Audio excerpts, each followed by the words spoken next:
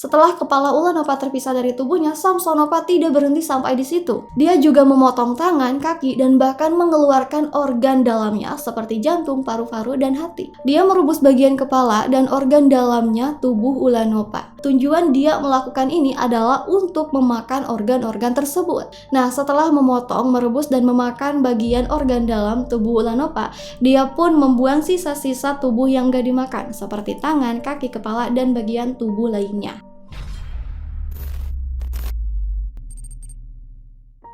Halo teman-teman, Assalamualaikum warahmatullahi wabarakatuh. Gimana kabarnya nih? Semoga semuanya sehat-sehat ya.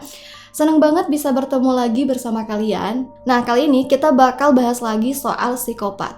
Tapi yang ini benar-benar beda dan cukup bikin merinding. Kenapa? Karena pelakunya ini adalah seorang nenek-nenek. Bayangin aja, nenek-nenek yang seharusnya udah tenang di rumah malah milih jalan yang kelam. Meskipun usianya udah tua, tapi cara dia melenyapkan nyawa korbannya itu jauh lebih kejam dibanding banyak pelaku yang lebih muda. Bahkan bisa dibilang aksinya ini ngalahin banyak cerita psikopat yang kita kenal. Lebih gila lagi, nenek ini berhasil beraksi selama bertahun-tahun. Bahkan puluhan tahun sebelum akhirnya tertangkap juga. Nah, jadi kita bakal bedah detail kasus ini dan aku yakin kalian semua pasti terkejut.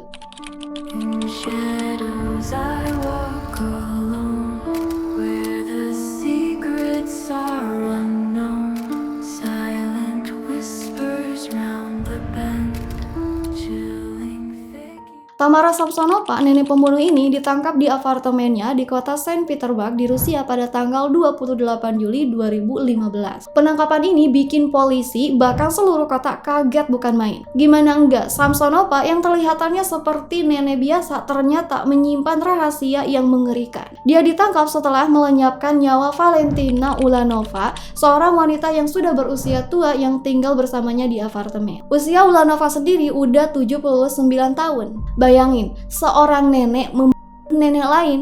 Kasus ini benar-benar membuat semua orang yang mendengarnya merasa merinding. Jadi awal mula dari semua ini adalah kehidupan Samsonova yang sebatang kara.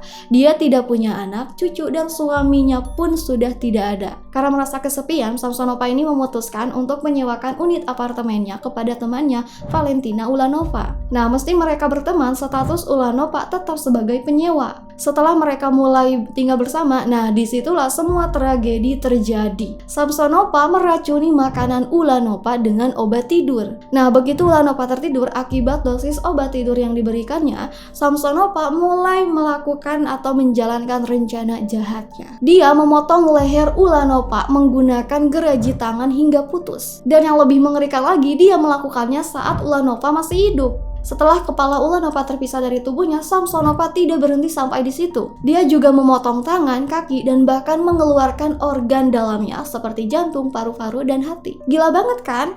Ini dilakukan pada manusia yang dulunya adalah teman sendiri. Setelah itu, Samsonova melakukan hal yang lebih mengerikan lagi. Dia merubus bagian kepala dan organ dalamnya tubuh Ulanova. Dan menurut polisi Rusia, tujuan dia melakukan ini adalah untuk memakan organ-organ tersebut. Bayangkan, ini benar-benar menjijikan ya. Nah, setelah memotong, merebus, dan memakan bagian organ dalam tubuh Ulanova, dia pun membuang sisa-sisa tubuh yang gak dimakan, seperti tangan, kaki, kepala, dan bagian tubuh lainnya. Jadi yang dia makan benar-benar cuma organ dalamnya. Nah, Samsonova membuang potongan tubuh Ulanova dengan keadaan terpisah. Sisa-sisa potongan tubuh itu dia buang dalam keadaan terbungkus plastik. Dia membuang tubuhnya di semak-semak pinggir jalan. Sementara potongan tubuh lainnya dia buang ke dalam kolam yang masih dekat dengan apartemennya di distrik Prensensky. Awalnya kasus ini ketahuan karena sisa-sisa tubuhnya ditemukan secara tidak sengaja oleh anjing milik warga. Nah, biasanya orang-orang jalan-jalan bersama anjing mereka di sore-sore kan. Nah, di sanalah semuanya mulai terungkap. Nah, jadi salah satu warga yang lagi jalan-jalan sore bersama anjingnya tiba-tiba melihat anjingnya mengendus sesuatu di dekat semak-semak. Begitu dia lihat, ternyata itu plastik berisi potongan tubuh manusia. Bayangkan betapa kagetnya pemilik anjing itu. Setelah menemukan potongan itu, warga pun langsung melapor ke polisi. Dan tentu saja polisi pun langsung bergerak cepat menyelidiki kasus ini. Setelah mereka melakukan penyelidikan di wilayah itu, target pertama yang dicurigai adalah apartemen yang paling dekat, yaitu tempat tinggal Samsonova. Polisi pun langsung memeriksa gedung apartemen tempat Samsonova tinggal, mencari apakah ada sesuatu yang mencurigakan atau tidak. Polisi pun kemudian memeriksa semua rekaman CCTV yang ada di gedung apartemen itu, dan berhasil menemukan satu rekaman yang sangat mencurigakan. Nah, di rekaman itu terlihat Samsonova keluar dari apartemen sambil membawa plastik yang ternyata sama dengan plastik yang membungkus potongan tubuh Ulanova yang ditemukan oleh anjing itu. Ini sudah cukup untuk membuat polisi semakin curiga pada Samsonova. Setelah itu, polisi menyelidiki lebih dalam dan memeriksa apartemen Samsonova. Di sana mereka menemukan sebuah diari yang menjadi kunci kasus ini. Dari diari tersebut, polisi pun langsung yakin bahwa pelakunya adalah Samsonova. Ternyata di dalam diari itu dia sudah menuliskan semua rencananya untuk Ulanova, lengkap dengan proses pembunuhan yang dia lakukan secara rinci. Semua tindakan mengerikannya, mulai dari memotong, merebus hingga memakan organ dalam tubuh Ulanova, semuanya sudah tertulis di sana. Ini benar-benar ngeri kan? Nah, jadi polisi ini menganggap diari ini sebagai sebuah pengakuan dari Samsonova. Dalam diarinya, ternyata dia sudah mencatat bahwa dia telah menghabisi total 11 orang sejak tahun 1995 hingga 2015. Artinya, dia sudah menjalankan aksinya selama 20 tahun. Dia bahkan mulai menulis semua ini sejak 1995. Tujuan dibalik semua pembunuhan ini ternyata cukup mengerikan. Dia melakukannya untuk mengisi diarinya. Bagi Samsonova, tindakan kejam tersebut dianggap sebagai pencapaian, seolah-olah dia sedang menulis konten untuk catatan pribadinya. Yang lebih mengejutkan lagi, salah satu korbannya adalah suaminya sendiri, Alexia Samsonov, yang pada tahun 2005, dan itu semua dia tulis dengan bangga di dalam diarinya. Gila banget kan? Hanya untuk mengisi diari, dia tega untuk menghabisi nyawa manusia, bahkan orang-orang terdekatnya sendiri. Makanya Samsonova ini tinggal sebatang kara karena suaminya sudah dia lenyapkan nyawanya dan bahkan dia makan.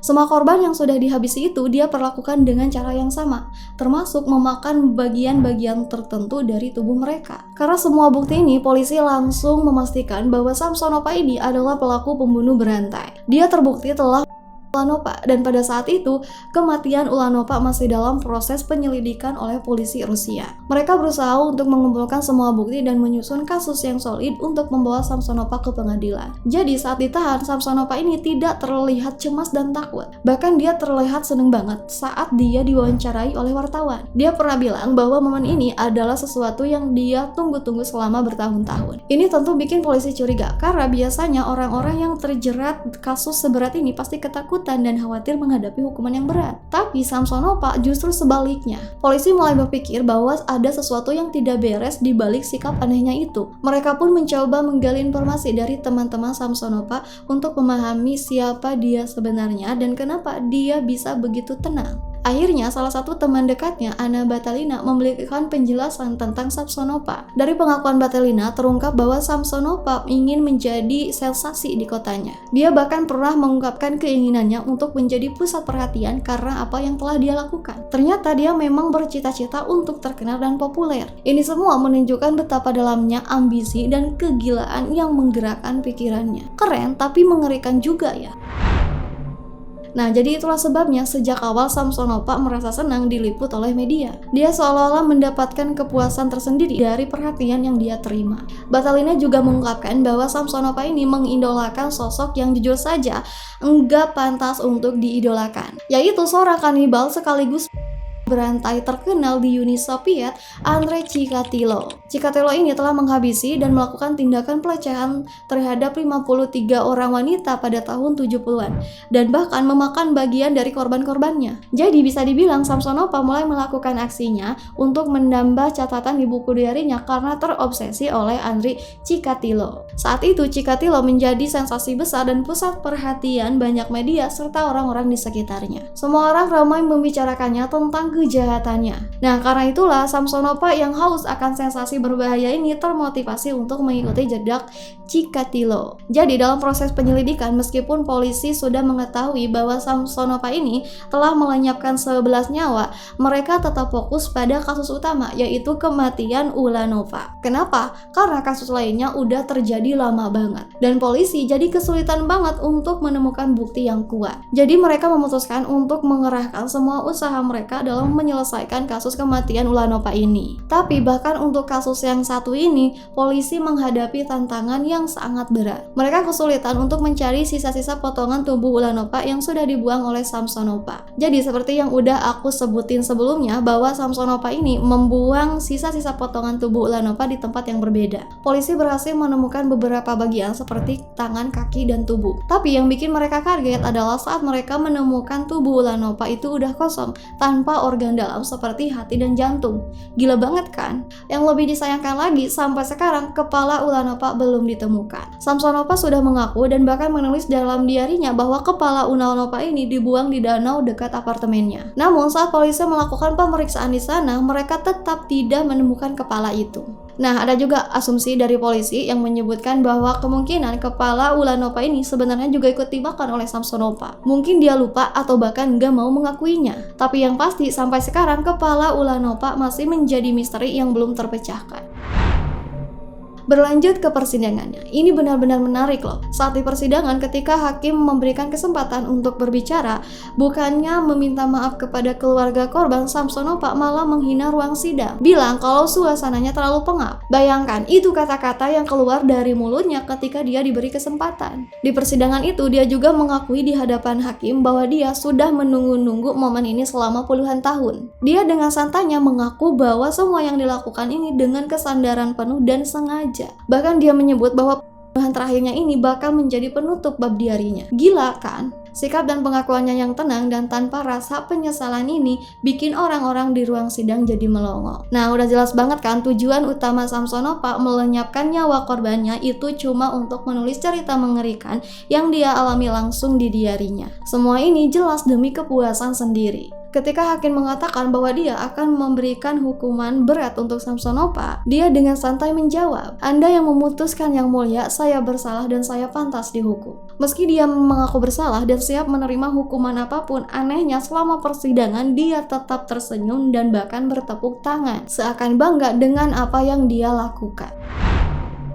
Jadi bisa dibilang semua yang dia cita-citakan sudah tercapai. Dia sudah menjadi pusat perhatian dan terkenal dengan cara yang ekstrim. Apalagi namanya pun tersemat di sebuah nama, Andrei Chikatilo, si pembunuh berantai dan kanibal yang paling mengerikan dan populer. Bayangkan, itu seharusnya bikin orang ngeri, tapi dia malah merayakannya. Ternyata setelah diperiksa, kondisi kejiwaan Samsonova ini mengalami kelainan kejiwaan yang serius, yaitu skizofrenia paranoid. Nah, karena kondisi ini dia dianggap tidak bisa dihukum secara pidana menurut hukum Rusia. Tapi jangan salah, meskipun dia tidak dipenjara, bukan berarti Samsonova bakal bebas begitu saja. Dia justru akan tetap ditahan di rumah sakit jiwa. Jika jiwanya udah normal, barulah dia akan menjalani hukum pidana. Kalau dia gak sembuh, ya sudah, dia akan terus bertahan di rumah sakit jiwa. Walaupun dia mengalami kelainan jiwa, bukan berarti Samsonova ini seperti orang gila yang kita lihat di pinggir jalan. Dia masih sadar dengan apa yang dia lakukan. Yang jadi masalah adalah dengan skizofrenia paranoid ini. Dia kesulitan membedakan antara fantasi dan kenyataan. Ini yang bikin situasinya semakin rumit. Paranoid biasanya membuat pengidapnya merasa terancam atau curiga berlebihan, dan itu mempengaruhi cara pandangnya terhadap dunia. Kalau kita lihat dari sisi Samsonova, fantasi ini udah benar-benar menyeramkan. Dia itu pengen banget terkenal karena melenyapkan nyawa orang, dan obsesinya terhadap Andrei Chikatilo, si kanibal legendaris itu, bikin dia makin terobsesi. Jadi bukan berarti orang yang mengidap skizofrenia itu berbahaya ya. Semuanya tergantung sama apa yang ada di pikiran mereka. Biasanya kasus psikopat ini muncul karena ada trauma atau masa lalu yang kejam yang bikin mereka jadi penuh dendam. Akibatnya empati dan rasa simpatinya hilang, dan itulah yang membuat mereka berperilaku seperti itu. Tapi yang bikin penasaran soal Samsonova ini, nggak ada yang benar-benar menjelaskan gimana masa lalunya. Gimana sih mentalnya bisa berkembang sampai jadi psikopat yang mengerikan gitu? Sebenarnya seru banget ya kalau kita tahu lebih dalam tentang masa lalunya, karena bisa jadi pelajaran buat kita semua. Nah, jadi menurut kalian gimana nih pendapat kalian tentang Samsonova ini? Boleh kalian komentar aja di bawah karena aku penasaran banget dengan pandangan kalian. Oke, buat kalian yang masih santai di menit ini, kita punya banyak pembahasan menarik di video selanjutnya.